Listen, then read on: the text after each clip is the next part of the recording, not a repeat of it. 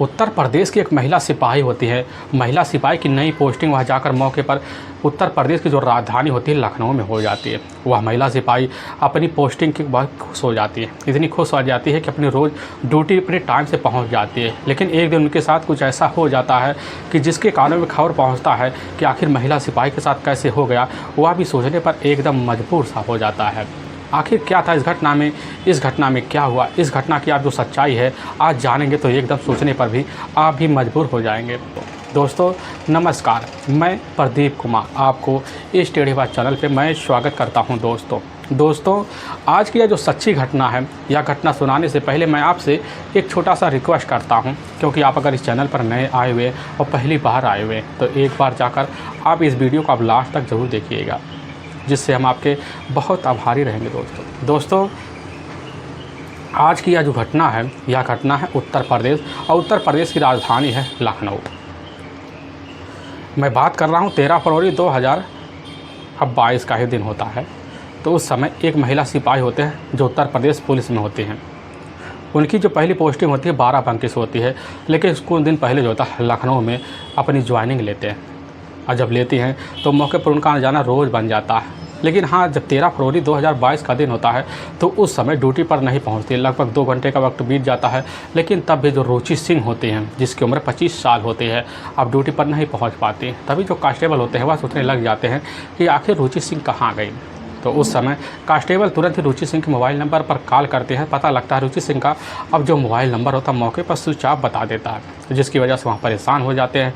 और इसी परेशानी की जो शिकायत होती है वहाँ जाकर इधर रुचि सिंह की एक अपनी खास सहेली होती है, अब उसके कानों में गूंज जाती है। तो वह जब सुनते हो तो एकदम हिल्स आ जाती है। अब इसकी सूचना आकर अपने थाने में आज जब देती है, थाने के जो प्रभारी होता है वह भी हिल जाते हैं कि आखिर रुचि सिंह इस समय रह कहाँ गई। और जब रह जाती है या सोचकर उसकी जो सहेली होती है काफ़ी ज़्यादा परेशान हो जाती है। और सहेली इतनी ज़्यादा परेशान हो जाती है कि मौके पर अपनी सहेली की जो फ़ोटो होता है यानी कि रुचि सिंह का फ़ोटो खींचकर सोशल मीडिया पे डाल देते हैं। पूरे विभाग में हड़कंप सा मच जाता है। अब जिस विभाग के अनुभाग अधिकारी जो होते हैं MP सिंह और आका सुशांत गोल्फ सिटी थाने में अब इधर रुचि सिंह का गुमशुदा का मुकदमा दर्ज करवा देते हैं। दर्ज करवा कर पुलिस टीम जो होती है अब रुचि सिंह की तलाशी करती है, कई जगहों पर तलाशी करते हैं, लेकिन रुचि सिंह का कहीं अता पता नहीं चलता है। ऐसे तलाशी करते करते अब 2 से 3 दिन का वक्त बीत जाता है। लेकिन तभी अब 17 फरवरी 2022 का ही तो वही लगभग सुबह का 10 बजे का आसपास टाइम होता है।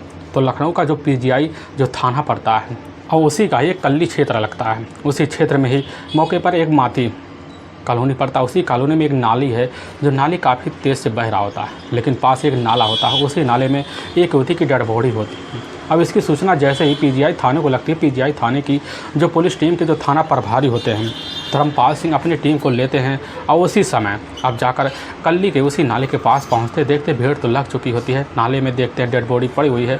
अब डेड बॉडी को अपने टीम सहित बाहर निकलवाते हैं, लेकिन देखते हैं डेड बॉडी की पहचान नहीं हो पाती, क्योंकि बुरी तरह से वह डेड बॉडी उकल चुकी होती है, सिर्फ कपड़े बचे हुए थे। पुलिस जो टीम होती है वहाँ खड़े जितने व्यक्ति होते हैं सबसे उस युवती की पहचान करवाती है, लेकिन देखने में उम्र जो होता है वही 22 से 26 साल के बीच लग रहा होता है। पुलिस की टीम उसी समय उस डेड बॉडी को अपने कब्जे में लेकर उठाकर अब नज़दीकी जो सरकारी अस्पताल होता है उसे मोर्चरी हाउस भिजवा देती है।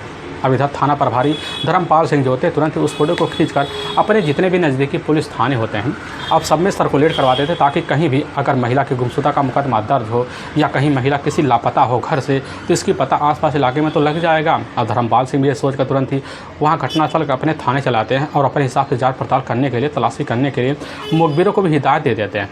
तभी इसकी जो सूचना होती है अब जाकर गोल्फ सिटी थाने को लग जाती है। जब वहाँ के थाना प्रभारी खबर पाते हैं तुरंत ही फ़ोन जो होता है उस समय अब PGI थाने में घुमाते हैं। पता लगता हाँ जो डेड बॉडी मिली हुई है वह सही मिली हुई है। पुलिस की जो टीम होती है उसी समय अब बिना देर किए इधर शंका बस अब रुचि सिंह की जो सहेली होती है उसको साथ लेती है। साथ लेने के बाद PGI थाने पहुंचती है, लेकिन PGI थाने की जो टीम होती है अब रुचि सहेली को अपने साथ लेकर उसी समय जाकर मोर्चरी में पहुंचती है सरकारी अस्पताल में। लेकिन रुचि सिंह की जो सहेली होती है जैसे मोर्चरी अस्पताल में इधर डेड बॉडी का जो मिला हुआ जो वस्त्र होते हैं देखते हैं, देखने के बाद तुरंत ही वहीं धाड़े मारकर चिल्लाकर अब सहेली रुचि सिंह का नाम लेते हुए रोना चीखना शुरू कर देती है। पुलिस भी समझ जाती है कि बस करो यही रुचि सिंह है। अब पुलिस की जो टीम उसी समय रुचि के घर परिवार को सूचना भिजवा देती है, जो मौके पर उत्तर प्रदेश के ही नजीबाबाद पड़ता है और उसी का महावतपुरा पड़ता है। महावतपुरा जो बिलोज पड़ता है वहीं की रहने वाली होती है। और रुचि सिंह उसी समय उसके घर परिवार जब सूचना दिया जाता है, उसके घर परिवार वाले जो होते हैं अब तुरंत ही उसी मोर्चरी में पहुंचते हैं। वहाँ भी देखते हैं रुचि सिंह के बॉडी को, तो वहीं पर दहाड़े मारकर वहाँ भी चीख चिल्ला पड़ते हैं। अब पुलिस उनसे कुछ पूछताछ करती है। पूछताछ करने के बाद उनके घर वालों की तहरीर पुलिस की जो टीम होती है, अब नामजद हत्या का मुकदमा जो होता है पीजीआई थाने में दर्ज किया जाता है। दर्ज करने के बाद पुलिस की टीम इस केस की छानबीन करना शुरू कर देती है। सबसे पहले पुलिस की जो टीम होती है, अब रुचि सिंह की जो अपनी सहेली होती है, पुलिस की टीम अब उससे पूछताछ करती है। पहले अब उससे पूछताछ किया जाता है। पुलिस की जो टीम होती है सबसे पहले रुचि का मोबाइल नंबर जो होता है उसके सहेली से लिया जाता है। उसके मोबाइल नंबर को तुरंत ही अब सर्विलांस पर लगाया जाता है, साथ में लास्ट डिटेल भी दिखाया जाता है। लेकिन पुलिस जब लास्ट लोकेशन देखती है तभी पता चलता 12 फरवरी अब 2022 को लगभग वही अब जैसे ही शाम का टाइम होता, शाम के टाइम में रुचि का जो मोबाइल नंबर होता ठीक पीजीआई थाने की कल्ली मोहल्ला में दिखा रहा है। अब जब कल्ली इलाके में दिखा रहा, पुलिस का जब भरोसा होता टिक जाता कि बस करो यहाँ जो होती है पीजीआई में मौके पर किसी कारणवश कल्ली इलाके में आए हुई थी। और पुलिस की जो टीम होती है जब इधर रुचि सिंह के मोबाइल नंबर का लास्ट लोकेशन और साथ में लास्ट कॉल डिटेल देखती है तो पता लगता है रुचि सिंह के मोबाइल नंबर पर और उस नंबर से लगभग कई दिनों से बात चल रहे होते हैं।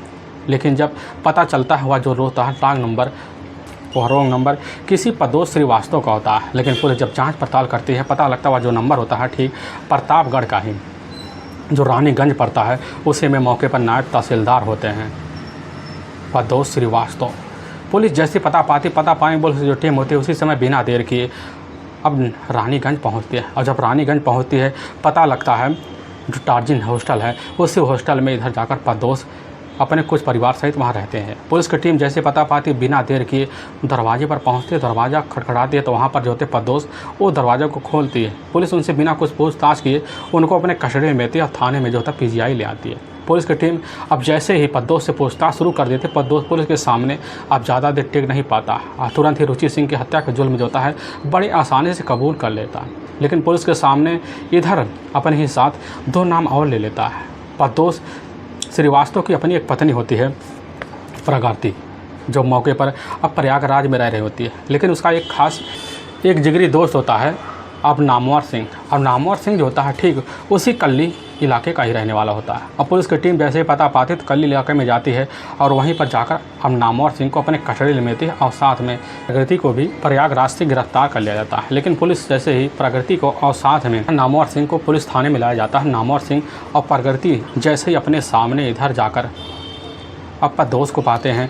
प्रदोष को पाने के बाद तुरंत बिना देरी के वह दोनों भी टूट जाते हैं। लेकिन इधर प्रदोष श्रीवास्तव और साथ में प्रगति नामवर सिंह तीनों मिलकर पुलिस के सामने जो एक सच्चाई रखते हैं, इससे सुनने के बाद पुलिस का जो कलेजा होता है वह एकदम थर्रा जाता है। असल में उत्तर प्रदेश का एक ज़िला पड़ता है अब बिजनौर, और बिजनौर का ही नजीबाबाद थाना पड़ता है और उसी का ही महावतपुर एक बिलौज पड़ता है गाँव। अब उसी गाँव के रहने वाले होते हैं योगेंद्र सिंह चौहान होते हैं।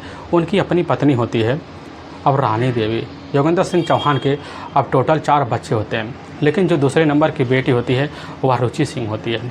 और रुचि सिंह जो होती है देखने में काफ़ी हटपुट भी होती है और लंबी काठी की भी होती है। लेकिन मौके पर पास जो होता है नजीबाबाद में एक महिला इंटर कॉलेज होता है, उसी में जाकर इंटरमीडिएट तक पढ़ाई कर लेती है। लेकिन जब पढ़ाई करती है तो उसी समय उसके शरीर के हिसाब से मौके पर जो होता काफ़ी मेहनत करना शुरू कर देती है।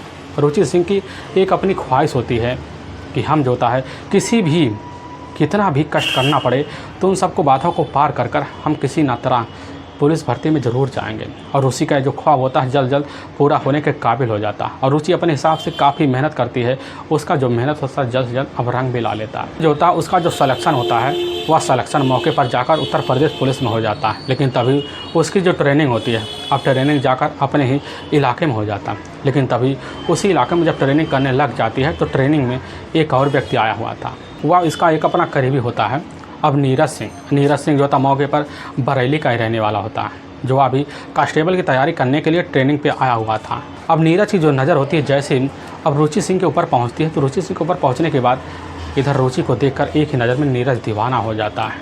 अब दोनों एक दूसरे को जानना पहचानना शुरू कर देते हैं, बातें भी करना शुरू कर देते हैं। जब मुलाकातें होते हैं तो दोनों में प्रेम प्रसंग चालू हो जाते हैं और प्रेम प्रसंग का जो सिलसिला होता है कुछ दिन चलता है।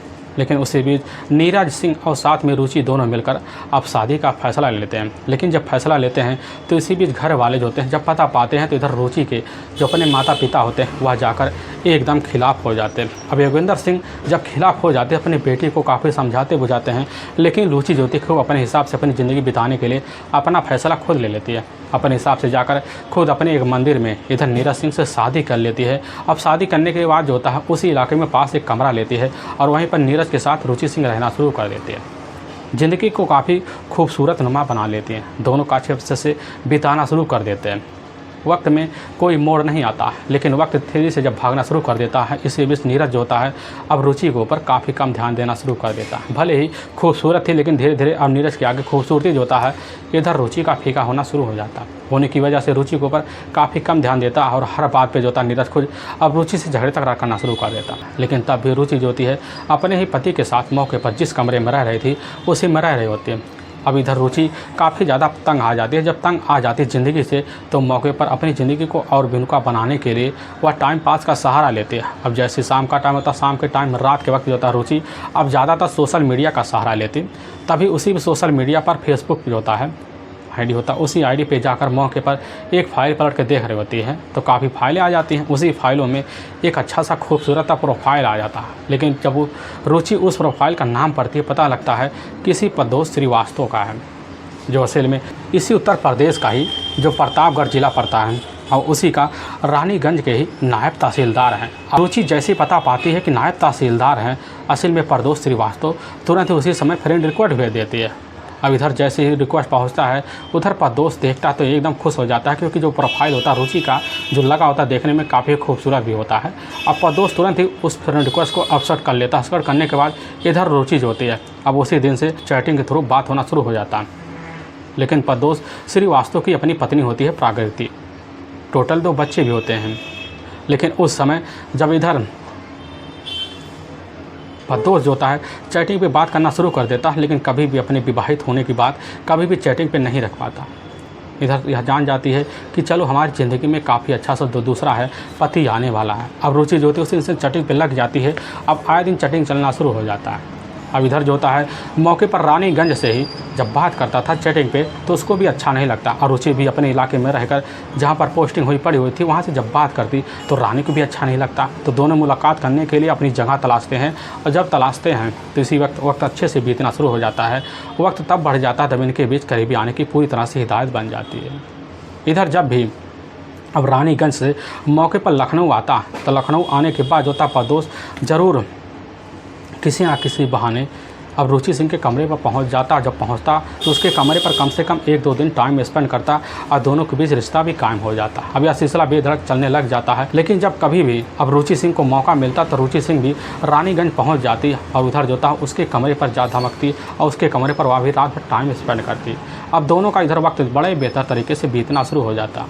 और जब बीतना शुरू हो जाता है तो इधर जो होता रुचि सिंह को भी लगने लगता है क्यों ना अब जाकर रिश्ते की बात किया जाए। इसी बात को लेकर अपनी इच्छा जाहिर करने के लिए अब जाकर उसी समय प्रदोष के पास पहुंच जाते हैं। तो प्रदोष जैसे सुनता है तो एक बार कहने लग जाता है कि ठीक है रुचि, अच्छा समय आएगा तो हम दोनों शादी कर लेंगे। अब रुचि सिंह यह बात सुनने के बाद उसको भी दिल को तसल्ली मिलता है। बस उसको तो अपने शादी से मतलब रहता है और वह भी सोच लेती है अपने पति जो होता है नीरज से कैसे न तैसे अब तलाक लिया जाए। इधर नीरज के ऊपर जो होता है अब तलाक के लिए दबाव मानना शुरू कर देती है। लेकिन इधर ज़्यादा दबाव होता है अब जाकर प्रदोष के ऊपर मानने लग जाती कि चलो हमसे शादी कर लो। लेकिन प्रदोष होता कहने लग जाता है कि पहले तुम अपने पति से तो तलाक ले लो, हम पर तुम्हारे साथ शादी कर लेंगे। अब यह सिलसिला जो होता है बार बार अब प्रदोष के साथ जो होता है रुचि सिंह का चलना शुरू हो जाता है। क्योंकि जहाँ पर प्रदोष श्रीवास्तव जिस कमरे में रहते थे उस कमरे में उसकी अपनी जो पत्नी होती है प्रकृति नहीं रहती थी, क्योंकि उसकी जो प्रकृति जो पत्नी होती है अब मौके पर जो था प्रयागराज में एक अच्छा सी नौकरी पर तैनात होती है, जिसकी वजह से अपने पति से अलग रहती है। और इसी का फ़ायदा उठाकर अब इधर जो होता है पूरी तरह से प्रदोष बेधड़क जो था रुचि सिंह के मिलना जुलना अब जारी कर देता है। लेकिन रुचि सिंह जब भी अब प्रदोष से जाकर मिलती तुरंत ही शादी की बात करती। यह सुनकर उसे समझ होता है काफ़ी भन्ना सा जाती थी। अब भन्नाने की वजह से वह काफ़ी ज़्यादा तंग आ जाता और जब तंग आ जाता सोचने लग जाते हैं कि आखिर जो होता है अब रुचि से कैसे दूरी बनाया जाए। और इसी दूरी को बनाने के लिए काफ़ी बार सोच विचार करता, लेकिन उसकी जो दूरी बनाने की जो प्रक्रिया होती हर बार जो होता प्रदोष का फेल होता अब चला जाता है। इधर जब भी काफ़ी ज़्यादा प्रदोष परेशान हो जाता है रुचि से, तभी उसको दिलासा देते हुए कहने लग जाता है कि जब हम नया मकान जो होता है अब रानीगंज में बनवा लेंगे तो तुमको वहीं पर ले आएंगे। यह बात सुनती है रुचि को भी दिल की बड़ी तसल्ली मिलती है। अब तसल्ली मिलकर जो होता मिलना जुलना इधर रुचि सिंह जो होती है अब प्रदोष के साथ हर बार अपने रिश्ते को कामयाब कर लेती है। अब सिलसिला बेधड़क ऐसे चलने लग जाता। लेकिन तभी 28 अगस्त 2021 का दिन होता है तो रुचि सिंह का एक अपना भाई होता है शुभम। तो शुभम मौके पर उत्तर प्रदेश के ही पुलिस एसआई में मौके पर परीक्षा देने के लिए अब रुचि के पास आता है। और जो रुचि के पास शुभम आता है तो रुचि की अपने सामने पाकर इधर जो होता शुभम कुछ बात करता है तो शुभम जो होती है अपने भाई के सामने जो होता तुरंत ही अपने प्यार आशिक जो होता है इधर प्रदोष के बारे में सारी सच्चाई अब बता देती है। कहने लग जाते कि हमारे पति नीरज से अब तलाक लेना चाहते हैं और नायब तहसीलदार जो होते हैं इधर प्रदोष श्रीवास्तव से शादी करना चाहते हैं। काफ़ी पहुँचे हुए व्यक्ति है और नामी व्यक्ति हैं। इधर शुभम में सुनता हुआ भी खुश हो जाता है कि चलो हमारी जो बहन फैसला ले तो पूरी तरह से अपनी हिदायत में ले रही होगी। इधर शुभम तुरंत फ़ोन करके उसी समय अपनी पत्नी से बात करता है और उसी बीच इधर जो होती रुचि भी अपनी भाभी से जब बात करती सारी बात बता देती है। और रुचि की जो भाभी होती है मौके पर खबर पाती है तो वह भी खुश हो जाती है। इधर परिवार वालों पूरी तरह से सहमति भी जता देते हैं और रुचि जिन सहमति जब पाती है तो उसके भी लगने लगता है कि हमारे परिवार वाले अब हमारे से खुश हैं। उसी दिन से दोबारा जो होती है अब रुचि सिंह अब प्रदोष के ऊपर दबाव जब मारने लग जाती है तो प्रदोष काफ़ी सोच में पड़ जाता है कि आखिर इसका सोल्यूशन क्या किया जाए। तो प्रदोष भी सोच लेता क्यों ना रुचि के सामने अपनी शादीशुदा की बात रख दिया जाए तो हो सकता रुचि हमसे दूरी बना ले। और उसी समय जो था अपना मौका निकालने के बाद रुचि के किराए के कमरे पर घर पहुंचता। जब पहुंचता तो वहाँ रुचि के सामने अपनी शादीशुदा ज़िंदगी के बारे में पूरी एक एक बात खोल देता। लेकिन रुचि जब सुनती है तो एकदम ऐसा लगता है उसके पैरों नीचे से ज़मीन से खिसक जाएगी। लेकिन रुचि उस समय तो पीछे हट नहीं सकते थे क्योंकि इधर रुचि अब जो था प्रदोष के साथ ऐसा रिश्ता बना चुकी होती है जिसकी वजह से रिश्ते से पीछे हटना उसके लिए स्वभाव नहीं होता है। अब रुचि वह काफ़ी सोचनी पड़ती है लेकिन तब भी जो होता है इधर प्रदोष के साथ शादी के लिए राज़ी हो जाती है। अब प्रदोष जब सुनता है तो काफ़ी मुसीबत में पड़ जाता है कि आखिर लग रहा रुचि हमारे पीछा अब छोड़ने वाली नहीं है। तभी एक दिन दोपहर का टाइम होता है तो मौके पर प्रदोष श्रीवास्तव जो था अपनी पत्नी के पास जो था अब प्रयागराज गया हुआ था। और जब गया हुआ था उसी समय अब रुचि सिंह फ़ोन में प्रदोष के मोबाइल नंबर पर अब प्रदोष का जो मोबाइल होता है मौके पर इधर प्रकृति उठा लेती है। जब उठाती है तो उठाते उसी समय सारी बात जो होता एक एक कर रुचि सिंह प्रगति के सामने खोल देती है। और जब खोल देती है उधर उसकी जो अपनी पत्नी होती है प्रगति एकदम भन्ना से जाती कहने लग जाती कि तुम हमारे पति का रास्ता हमेशा हमेशा के लिए छोड़ दो, हमारे पति की ज़िंदगी में मत आओ। अब प्रगति काफ़ी खड़ी खोसे जो होता है अब रुचि सिंह को सुना देती है, फ़ोन काट देती है। इधर रुचि की बात सुनकर प्रगति काफ़ी ज़्यादा परेशान होती है, सोचने लग जाती है कि अगर हमारी ज़िंदगी में कहीं जो होती या सौतन बनकर चली आई तो हमारी हंसती खुशी ज़िंदगी जो होती है हमेशा हमेशा के लिए अब रुचि सिंह बर्बाद कर देगी। तब इसकी जो जानकारी होती है अब प्रगति अपने पति अब जाकर प्रदोष को देती है। और जब प्रदोष को देती है प्रदोष को देने के बाद वह भी एकदम महसूस असहाय कर देता है, सोचने लग जाता है। इधर उसकी जो पत्नी होती है प्रगति भी अब प्रदोष से सारी बात जब बताती है तो वह भी कहने लग जाता है कि इसका कोई सोल्यूशन निकाले क्योंकि हम उस रुचि सिंह से काफ़ी ज़्यादा अब परेशान हो जाते हैं। इधर सारी जब बात जो होता है प्रदोष अपनी पत्नी प्रकृति के सामने रखता है। प्रकृति तुरंत ही अपने पति को अपने ही रास्ते से निकालने के लिए एक खतरनाक प्लान बता देती है। और जब बताती है प्रदोष सुनने के बाद अपनी पत्नी प्रकृति की बात मान लेता है। और इसी प्लान को कामयाब करने के लिए इधर प्रदोष श्रीवास्तव का एक अपने खास दोस्त होता है जो मौके पर पीजीआई के पास ही पड़ता है अब कल्ली इलाका, उसी इलाके का अब रहने वाला होता है नामवर सिंह। नामवर सिंह जो होता है अपनी जब सारी बात बताता है नामवर सिंह जो होता है तो उस समय उसकी बात मान लेता है क्योंकि उस समय कुछ नामवर सिंह के ज़मीनी लफड़े होते हैं जो जाकर उसी रानीगंज में एक ज़मीन अटका हुआ था उसी का जो था निवारण कराने के लिए अब मौके पर उसी समय जाकर प्रदोष हामी भर लेता है। और जब हामी भर लेता है इधर जो होता है नामजद को भी लगता है कि हमारा जो काम है बड़े आसानी से हो जाएगा। और नामवर जो होता है प्रदोष की सारी बात मान लेता है और उसी के प्लान में शामिल हो जाता है। तभी जो होता है अब प्रदोष श्रीवास्तव अपनी पत्नी को साथ लेता है और साथ में नामवर को भी। तीनों को जब साथ मिलाता है तो अपने प्लान को कामयाब करने के लिए ठीक अब 12 फरवरी 2022 को ही इधर अपनी जो कार होता है कार लेकर प्रदोष श्रीवास्तव बिना देर किए उसी समय पीजीआई के ही पास होता है अब कल्ली इलाके में पहुंचता है। अब जहां पर मौके पर नामवर रहा करता था उसी के जब कमरे पर पहुँचता है तो वह देखता है उसके पाने के बाद कुछ बातें करता है। तो उसी समय अब प्रदोष श्रीवास्तव अब रुचि सिंह के मोबाइल नंबर पर कॉल कर देता है। लेकिन जब कॉल करता है रुचि से कहने लग जाता है कि तुम उसी समय अब कल्ली इलाके में आ जाओ।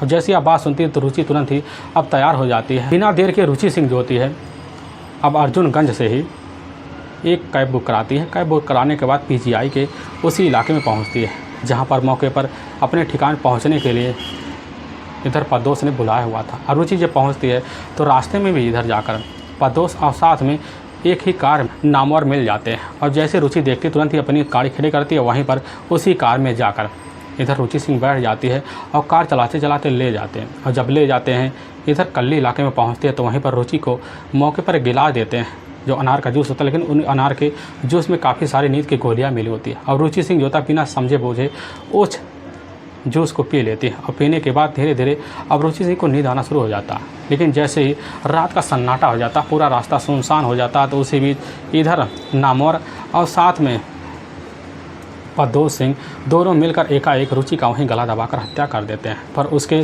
शरीर पर एक वहीं पतला नुकीला हथियार उसी निकालकर उसके शरीर पर कई बार वार करते हैं, जिसकी वजह से उन्हें यकीन हो जाता है कि रुचि इस दुनिया को छोड़कर जा चुकी है। अब प्रदोष श्रीवास्तव और साथ में नामवर उसके बॉडी को ही ले जाकर डिग्गी में पीछे वाले डंप कर लेते हैं। डंप करने के बाद कल्ली इलाके में ले जाते हैं। जब देखते हैं रात का पूरा सुनसान इलाका है तो इलाका देखकर मौके पर अब सन्नाटा पहरा हो जाता है। होने की वजह से मौके की तलाश में निकले हुए होते हैं तो मौका का फ़ायदा उन्हें लगने लगता है। उसी समय अब रुचि सिंह के बॉडी को निकालती हैं। निकालने के बाद जो होता है रुचि सिंह के बॉडी को एक नाला होता है लगभग 5 फुट गहरा, उसी नाले में डंप करते हैं। इसके बाद जो इधर प्रदोष श्रीवास्तव और साथ में नामवर अपने अपने घर चले जाते हैं। लेकिन वाकई में दोस्तों पुलिस के सामने जब यह सच्चाई होता है, इधर प्रदोष श्रीवास्तव और साथ में प्रगति और साथ में इधर नामवर की तहरीर पर आता है। पुलिस की जो टीम होती है तीनों को ले जाती है। ले जाने के बाद वहाँ की कोर्ट पेश कर देती है और कोर्ट में इन तीनों के ऊपर काफ़ी गंभीर धारा में मुकदमा दर्ज कराया जाता है। दर्ज करने के बाद इन तीनों को ले जाकर हमेशा हमेशा के लिए अब जेल के सलाखों के पीछे भी डाल दिया जाता है। दोस्तों हमें इस घटना का सुनाने का जो उद्देश्य है किसी को परेशान करना नहीं और ना ही किसी के दिल को ठेस पहुँचाना है, बल्कि आपको यह बताना है कि आप जहाँ भी रहें आप सावधान और सतर्क जरूर रहें। दोस्तों फिर मिलेंगे एक नए वीडियो के साथ। तब तक के लिए जय हिंद और जय भारत।